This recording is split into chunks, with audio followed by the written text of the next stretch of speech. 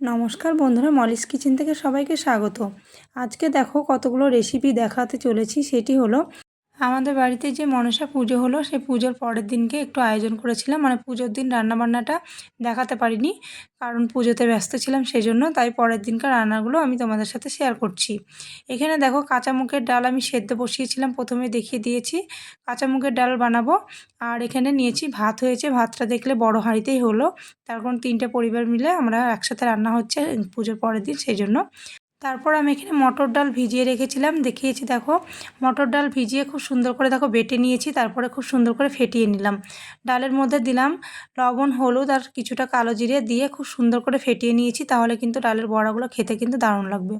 আর এখানে নিয়েছি পটলগুলো ভেজে নিয়েছি, দেখো খুব সুন্দর করে একটু লবণ হলুদ মেখে ভেজে নিলাম, ভেজে তুলে নিলাম।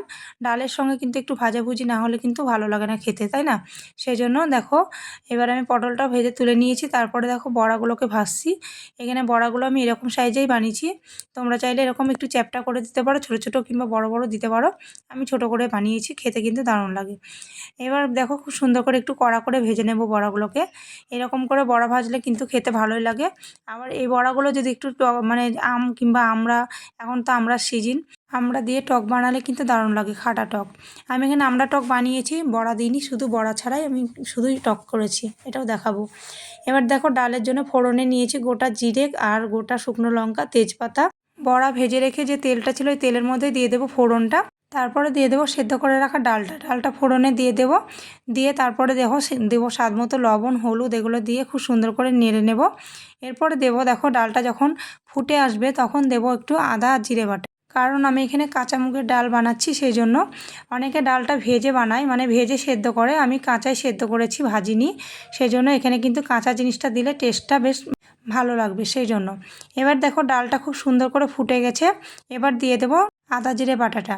আদা জিরে বাটা দেবো, দিয়ে তারপরে আবারও কিছুক্ষণ ফুটিয়ে নেব। তারপরে ফুটে এলে দিয়ে দেবো, নামানোর সময় কিছুটা ঘি দেবো। ঘিটা একটু বেশি দিতে হবে, তার কারণ কাঁচা, সব কিছুই কাঁচা, সেই জন্য ঘিটা একটু বেশি দিয়ে নামিয়ে নেব, তাহলে কিন্তু ভালো লাগবে। দেখো ঘিটাও দিয়ে দিলাম। তোমরা একবার হলে এরকম করে ডালটা বানিয়ে খেও, মুগের ডালটা বিশেষ করে, খেতে কিন্তু দুর্দান্ত লাগবে। বুঝতেই পারবে না যে এর মধ্যে কাঁচা মুগের ডাল আছে আর কাঁচা আদা জিরে বাটা দেওয়া আছে, বোঝা যাবে না, খুব সুন্দর লাগবে কিন্তু খেতে। এরপরে দেখো আমি একটা পাঁচ তরকারি বানাবো, কিছু সবজি নিয়েছি। এখানে নিয়েছি মিষ্টি কুমড়ো, মূলো, পটল, আলু আর নিয়েছি বেগুন। এগুলো দিয়ে খুব সুন্দর করে একটা পাঁচ তরকারি বানাবো। আর এখানে নিয়েছি ডাঁটা, মানে এগুলো কাটুয়া ডাঁটা। এরপরে দিয়ে দিলাম কড়াইটা বড়ই নিয়েছি, দেখতেই পাচ্ছ, কারণ রান্নাগুলো একটু বেশি হচ্ছে সেই জন্য, ছোটো কড়াই হবে না সেই জন্য। তারপরে দিয়ে দিলাম দেখো কড়াইতে তেলটা গরম হলে দিয়ে দিলাম কয়েকটা শুকনো লঙ্কা আর কালো জিরে ফোড়নে। তারপরে দিয়ে দেবো কেটে রাখা পটলগুলো। সবার আগে পটলগুলোই দেবো, পটলগুলো কিছুক্ষণ একটু ভাজা হবে। তারপরে দিয়ে দেবো কেটে রাখা মূলো আর আলুগুলো। সবজিগুলো বেশ পাতলা করে কাটা আছে, সেই জন্য সেদ্ধ হওয়ার কোনো ব্যাপার নেই, তাড়াতাড়ি সেদ্ধ হয়ে যাবে। সবজিগুলো দেখো নাড়তে নাড়তেই সেদ্ধ হয়ে যাবে, বুঝতেই পারবে তোমরা। এরপরে দিয়ে দিলাম আলু আর মূলোগুলো দিলাম। মূলোগুলো দিয়ে বেশ কিছুক্ষণ নাড়াচাড়া করলাম, নাড়াচাড়া করে একটু ভাজা ভাজা হয়ে এলো, তখনই দিয়ে দেবো কেটে রাখা বেগুনটা দেবো। বেগুনটা দিয়ে, বেগুন আর কুমড়োটাও ছিল, বেগুন আর কুমড়োটা দেবো। তারপরে দিয়ে বেশ কিছুক্ষণ আবারও নাড়াচাড়া করে নেব। তারপরে দিয়ে দেবো কেটে রাখা ডাঁটাটা। এগুলো বেশ সেদ্ধ হয়ে গেছে প্রায়, দেখো তেলে অনেকটাই সেদ্ধ হয়ে গেছে, বুঝতেই পারবে কীরকম ভেঙে ভেঙে যাচ্ছে। তারপর ডাঁটাটাও কিন্তু খুব সুন্দর, ডাঁটাটা অল্প মানে নাড়লেই সেদ্ধ হয়ে যাবে। মনে হবে যেন ডাঁটাগুলো সেদ্ধ হবে না, কিন্তু ভালোই সেদ্ধ হয়েছে, খেতে কিন্তু দুর্দান্ত লেগেছিলো এই তরকারিটা।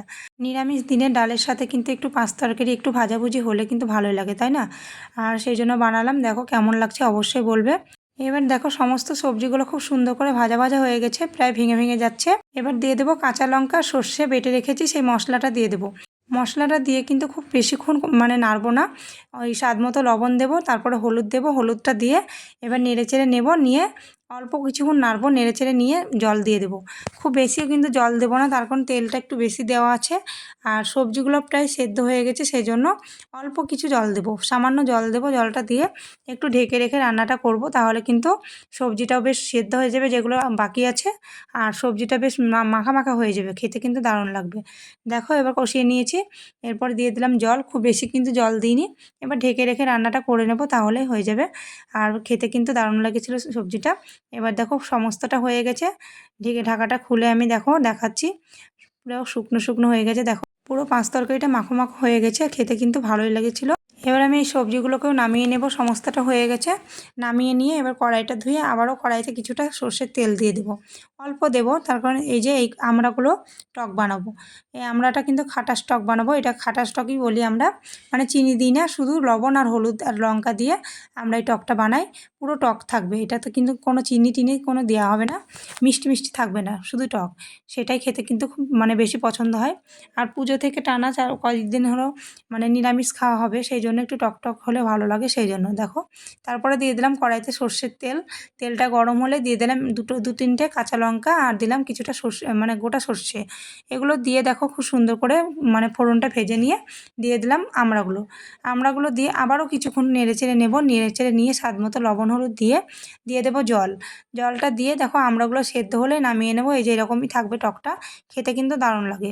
এবার দেখো আমি সমস্তটা দেখাচ্ছি। এখানে নিয়েছি ভাত আর ডাল, আর এখানে বড়া ভাজা, পাঁচ তরকারি, সমস্তটা পটল ভাজা, সমস্তটা যা যা রান্না করলাম সেগুলোই তোমাদেরকে দেখা। কেমন হয়েছে অবশ্যই বলবে। আর আজকে কিন্তু আমরা কলা পাতায় খাওয়া দাওয়া করেছি। দেখো কলা পাতায় কে কে খেতে পছন্দ করো অবশ্যই বলবে।